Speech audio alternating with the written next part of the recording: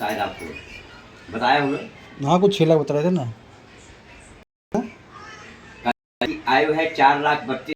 4,32,000। द्वापर की आयु है 8,64,000। त्रेता की आयु है 12,96,000। सतयुग की आयु है 17,28,000। चारों युगों की संख्या जोड़ ली जाए तो हो जाएगी 43,20,000। जब ये चारों युग धरती पर 1,000 बार बीत जाते हैं तब ब्रह्मा जी का एक दिन होता है। तब ब्रह्मा जी का एक दिन होता है और उसी एक दिन को एक कल्प कहते हैं। इस क्रम से एक ब्रह्मा की आयु कितना है? 14,32,00,000,000। एक ब्रह्मा की आयु कितना है? 14,32,00,000,000। और इस क्रम से जब 10 ब्रह्मा बदली होते हैं, जब 10 ब्रह्मा बने बिगड़े तब शंकर के दिन एक, तब शिव जी का एक दिन होता है। ये मार्कंडे की कथा में आती है। मार्कंडे की कथा इसको बता के फिर बताता हूँ। मार्कंडे की कथा बहुत आनंदमय कहते रहा हूँ छोटे छोटे में। हाँ। लेकिन सुन लीजिए थोड़ा सा। ये जो है कल्याणप्रद होगा। ये आप किसी प्रकार से हर्ष देगा। अब मार्कंडे की कथा बहुत मानी है। उसका नाम है मार्कंडे। इसका मैं बताता हूँ। तो इस क्रम से जो ये चल रहा है, ये चल रहा है, इस 7वां मनवंतर चल रहा है। कौन सा? 7वां। और एक मनवंतर की आयु संख्या कितनी है? 71 चतुर्युगी बराबर एक मनवंतर होता है। और एक मनवंतर की आयु संख्या है 17,07,760 वर्ष। एक मनवंतर की आयु संख्या। तो ये 7वां मनवंतर चल रहा है। और ये जो कलयुग चल रहा है ये 28वें नंबर का कलयुग चल रहा है। 27 कलयुग बीत चुका है। और एक युग में 4 चरण होते हैं। अब लाइट निकाल दो। एक युग में कितने चरण होते हैं? 4। अभी ये कलयुग का प्रथम चरण रहा है। प्रथम चरण है।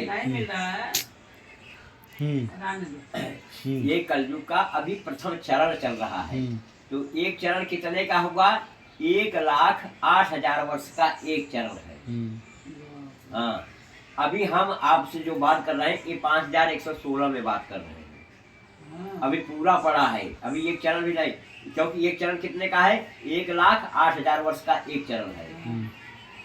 अभी समझो 3,000 उधर समझो और 1,00,000 उधर। अभी 1,03,000 संपूर्ण पड़ा है एक चरण का। क्योंकि एक चरण कितने का है? 1,08,000 वर्ष का एक चरण है। अभी 5,116 में हम आपसे बात कर रहे हैं।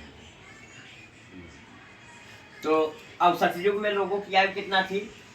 सतयुग में लोगों की आयु थी 1,00,000 वर्ष। 1,00,000 वर्ष जीवित रहते थे सतयुग में। सतयुग के बाद जब ये त्रेता आया तो 1 0 कम हो गया। तब त्रेता युग में लोगों की आयु हो गई 10,000 वर्ष। और त्रेता के बाद जब एक द्वापर आया तो 1 0 पुनः कम हो गया। तो द्वापर में लोगों की आयु हो गई 1,000 वर्ष द्वापर में। और द्वापर के बाद थोड़ा सा पानी लाते हैं। और द्वापर के बाद जब एक कलयुग आया, पानी द्वापर के बाद एक कलयुग आया ना तो 1 0 पुनः कम हो गया। थोड़े से देखो। हाँ, कलयुग आया तो 1 0 पुनः कम हो गया। तो लोगों की आयु हो गई कलयुग में 100 वर्ष।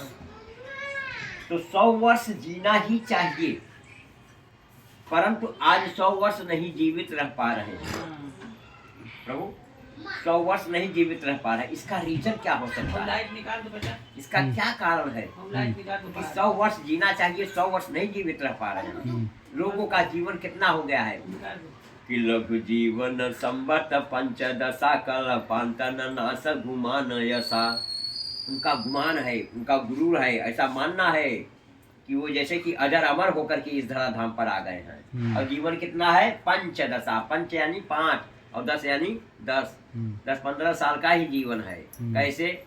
जैसे 12 घंटे का दिन और 12 घंटे की रात, 24 घंटे बराबर मिलाकर के एक दिन होता है।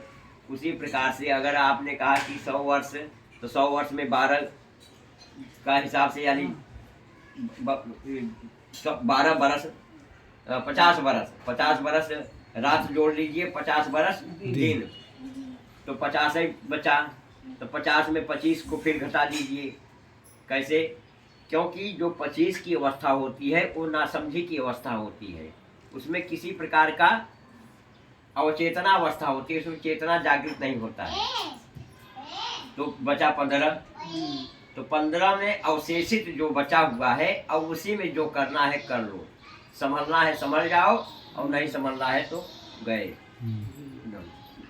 रख सकते। तो प्रभु इसलिए जीवन जो है बहुत मूल्यवान है, बता रहा हूँ।